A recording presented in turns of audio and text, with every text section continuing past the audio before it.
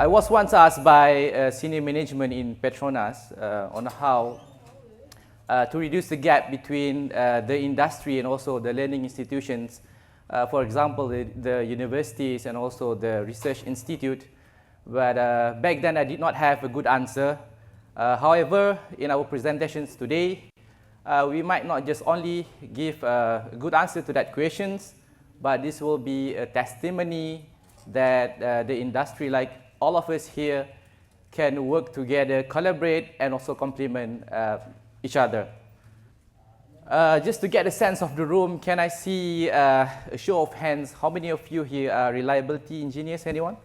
Oh, that's a huge number of people. All right, so please be easy to meet today for the Q&A. Can I see the show of hands from asset managers? Anybody? Perfect, there you go. Thank you very much for the raise of hands.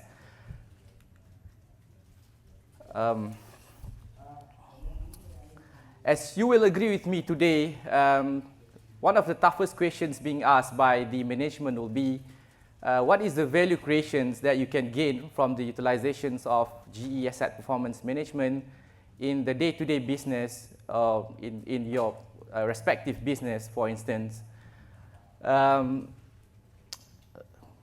Can I see a show of hands from all of you who share the same or common pain point like we do here?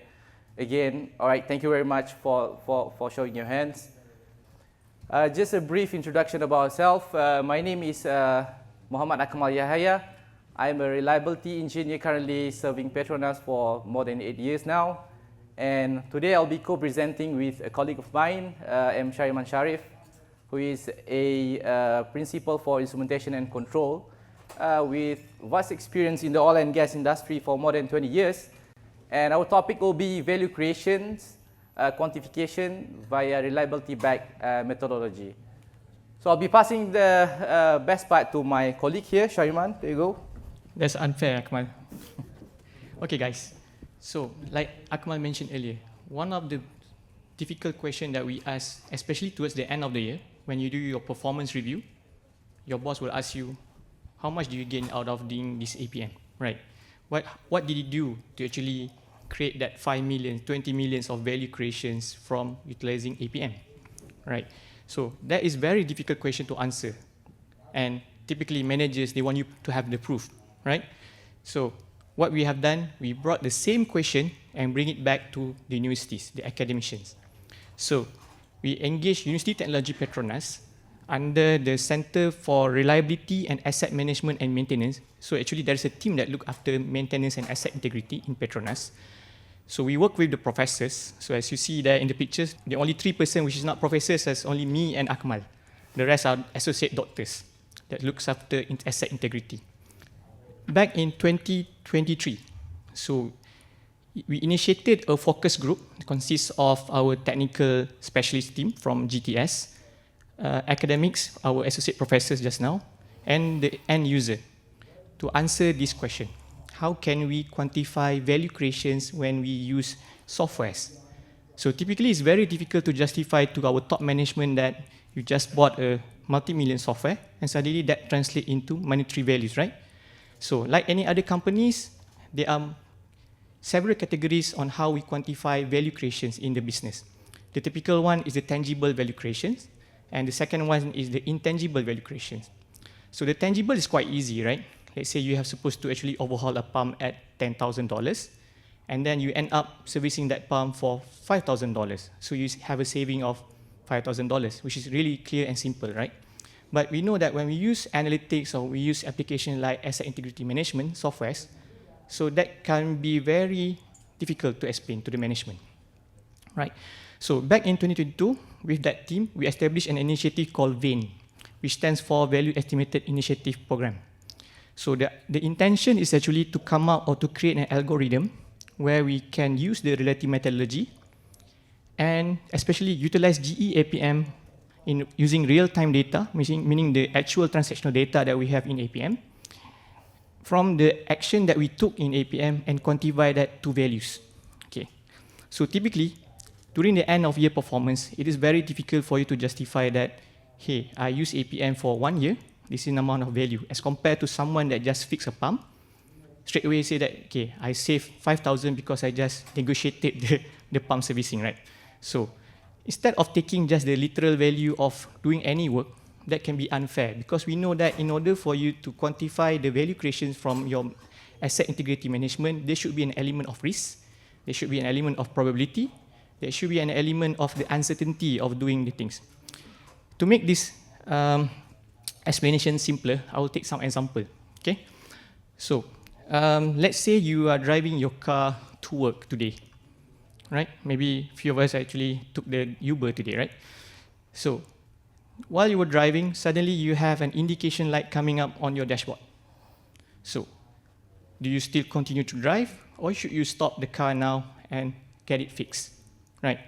So, there is an element of uncertainty or degradation in your car. So, there's an associated risk to that. Okay, let's take an example. Let's take the example that alert is actually for your tire pressure. So, make it simple, right? So, you know that when there is an alert or an alarm coming at your car dashboard due to your tire pressure, should you drive or should you stop and send it straight away to the workshop? So if you drive it, what will be the risk? And if you send it now and get it fixed, what will be your gain out of doing that? Okay, again, to make it a bit more elaborative, let's say you didn't send the car to the workshop, right? And suddenly, after another few kilometers, the car broke down because the tire is now punctured. Now you have to spend Uber to take you to the next destination. You have to call the transporter to bring your car to the workshop, and you have to buy new tires. So now those are the additional costs that you have to spend, instead of if you were to take the decision earlier where you straight away send the car to the workshop, you have saved all those costs, right? So we know that using reliability modeling or reliability methodologies, there are ways to actually quantify those values, which we will explain later. Okay, to summarize the whole thing, there are actually a couple of work streams that we work on. Some are using the normal Lean Six Sigma methodology to quantify efficiency. Some we are using relative methodologies. Okay, so for today, we're going to bring two of the work stream to the discussion. The first one is the unplanned deferment and waiver value creation or value deferment. And the second one is the anomaly and alert intervention value creation. Okay, let me explain further. I think most of us are reliability engineers and also asset managers. So we know that in order to maintain an asset, we have maintenance tasks and maintenance strategies, right? But sometimes during our operations, we could not execute those strategies for many reasons. Rainy days, insufficient workforce that day, our contractor expires the contract that day, right? Or you have more higher priority work to be executed on that day that leads to deferment of that strategies. Okay, so in our case, we have two categories. One is called deferment and one is called waive. Deferment means that we will reschedule those strategies, and waive means that we will not do that strategy. Let's take an example of a tire again. Let's say you have this strategy where you have to fill up or check the tire pressure every week or every other week, 2 weeks, right? But that day, you don't want to do that checking because you're going out or you're here today, right? So there is associated risk in either case. One is you're going to do it later, and the other one is that you're not going to do that task at all. So there's a risk to that. And for the second part, which is the anomaly and alert intervention, so after a year or 2 years now using APM, we utilize a lot on asset health. And one of the things that asset health is giving us is the alerts. So for us in Petronas, we utilize asset health managers, AHI coming from policies, AHI coming from rounds, AHI coming from our historian or PI system. Those are actually giving us alert and anomaly detection on our asset. So one of the things that we observe after the deployment is that we do not get timely intervention from our users or engineers, meaning the alert is coming to the dashboard, but they are not taking immediate action. So what we want to do is to encourage these people to take action timely. As I mentioned earlier in the case of the car, right? If that driver was supposed to send the car immediately to the workshop, he might not spend the additional cost. So the earlier that you intervene or you take action on the anomalies, you're supposed to save more as compared to taking it later. So those are the two areas in today's presentation that we look at, and how can we deploy a methodology, an algorithm, utilizing the data that we have in APM, utilizing the capabilities that we have in APM, and translate that into a quantified value. All right, this is a summarized approach that we had for Vin. Okay, I think everyone is almost on the same level on what we have, and hopefully we will get better with version 5.1. So in our case, we have the APM configured to actually consume data from multiple data sources. One is our historian or Pi historian. We have other tools like our analytics tool that actually feeding data to APM. And as mentioned earlier, we have rounds. Okay? So in our case, we use rounds not only for the operators, but also to implement our preventive maintenance. What I'm trying to say is our preventive maintenance checklist is already translated into rounds. And also our operator structured round, which is the operation team, also being implemented into APM. So we have both information coming into APM on top of all the calculated fancy stuff to APM. So what we did is, we took all this information and tried to see how can we utilize all those information and quantify a value creation for us.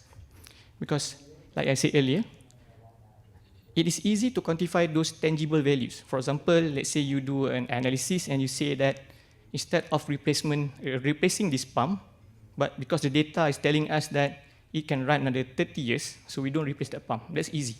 But the difficult part is to quantify those things that you daily. For example, there is an anomaly coming into APM, and then you take action on those anomalies. What will be the saving on that? Okay, so some of the modules that we use in APM is the APM strategy, APM health, and APM reliability. So these modules provide partial information to the calculations. So for example, in APM strategy, we know that we can extract the optimized intervals, the reliability, the risk. And in health, as mentioned earlier, we utilize a lot of information coming from the AHI, the time that the AHI is activated. And finally, from reliability, we use it a lot, especially on the live data analysis. Yeah. I think those fancy stuff will be presented by my reliability engineers. I will not go through detail on how we envision the things will work, but I'll just glance through the processes that we've gone through with the university partners. So the first part is the data gathering and analysis. I think any analytics or any data-driven solution should look at the data first, right? So like any other users, one of the biggest challenges is actually to go through the data and to see whether the data is good enough for us to use, right? So, and we know that our CMMS data or SAP data is filled up by human. So sometimes we don't get the consistency, we don't get the spelling, we don't get the right inputs into the SAP. So we understand the problem and we still evaluate whether this is something that we can still use with some limitations. And I think we figure out how. The next part is to create the model and develop the Venn algorithm. Okay, this is the difficult part. So why do we engage the university? Because we know that on our own, whatever that we created might not be based on the right theories and might not be right for us to use. For example, without using reliability analytics, typically an engineer will just take the face value or this value creation. For example, you will say to the boss at the end of the year, boss, I just created 3 million value saving because I extended the compressor overhaul. Right? I can see a nod of head here. But as a reliability engineer, you will say that I did not overhaul the compressor because I know that the compressor can run for another 1,000 hours with a probability of failure of 0.5 and such. So that decision is more substantiated, right? So we want that value creation to be substantiated, not something that you just, I feel I saved 3 million, instead of giving you some parameters that to confirm that that is true. And finally, once we have developed the algorithm, and we tested out the algorithm externally using other softwares that we have, we try to see whether we can implement this into APM. Okay. Why do we want to implement this into APM? I think our colleague next door just now explained that in Petronas, we use APM as part of the work process. When we say work process, it's like if you do maintenance work, the engineer should have a look at the APM every day to see whether there's an alert, whether there's some optimization that they can do, or there is any improvement that they can see on the cost based on the interval of the strategies. So, to the limited knowledge that we have, right? We only had APM for 4 years, and in-house capability to do all the queries, all the dashboard, trained by GE team. So we see whether we can translate all those equations into APM environment through queries, through policies, and to some extent, we can. The next stage, when we talk about the second concept, this is where we need collaboration with GE. I think I will explain it later. So thank you, Shariman. So now is the how-to part, right? So they say that water is the essence of life, but in APM, we say that query is the essence of it. So yeah, we have been utilizing query to collect and gather all this data. And yesterday we had a very good discussion, right? We have bad data and how to manage them. And one of the way that we already incorporated in our query was that for us to filter out this bad data, we have put in some criteria. For example, we said that if that work order exceeded a certain threshold value, then only it will be accepted into the query. And number one will be that the type of work orders, which will only take in the reactive maintenance and also the preventive maintenance work orders only. And there are the criteria as well. Now, after we have created the query, now we have 30,000 over number of equipments in our plant. So if you were to create one by one, so it will take us years to complete this whole methodology, which is not possible and not acceptable by the management in Petronas especially. So we had utilizes the automation rule. So this has helped us to speed up the adoptions. But again, data is the challenge. We have 30,000 over number of equipment, but we only managed to create about 2,000 numbers of reliability distribution analysis. It was mainly due to the data adequacy.